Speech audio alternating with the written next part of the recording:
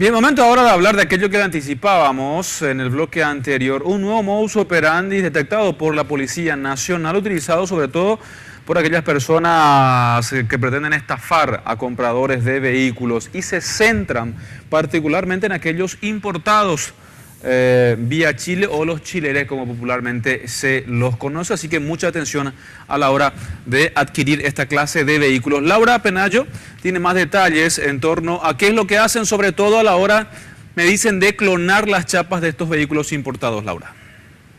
Así es, Jorge, y atención, porque con el robo de la chapa de tu vehículo puede iniciar un circuito ilegal de compra-venta de vehículos. Y es que con toda la información que proviene de esta matrícula, el siguiente paso que deben hacer los ladrones es buscar un vehículo con las características similares. Es decir, si robaron la chapa de un Toyota IST, deben conseguir un vehículo similar y sustituir los datos del chasis para posteriormente fabricar los documentos falsos como la cédula verde y el contrato de compra-venta.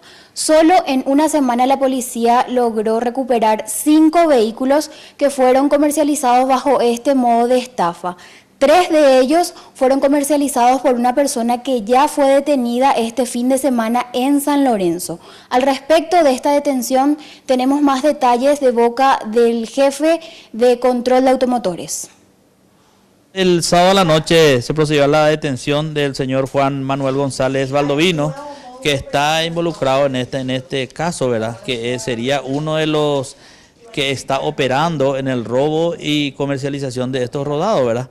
Aparte de eso, esta persona está usurpando la identidad de otra persona y una vez que se sometió al sistema AFIS de la Policía Nacional, corroboramos que esta persona era totalmente otra.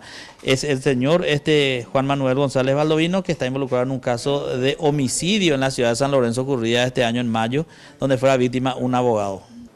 Y por la dificultad que representa identificar uno de estos vehículos clonados, la policía recomienda que antes de comprar un rodado se acuda al personal de control de automotores que hace la verificación a través del revenido químico.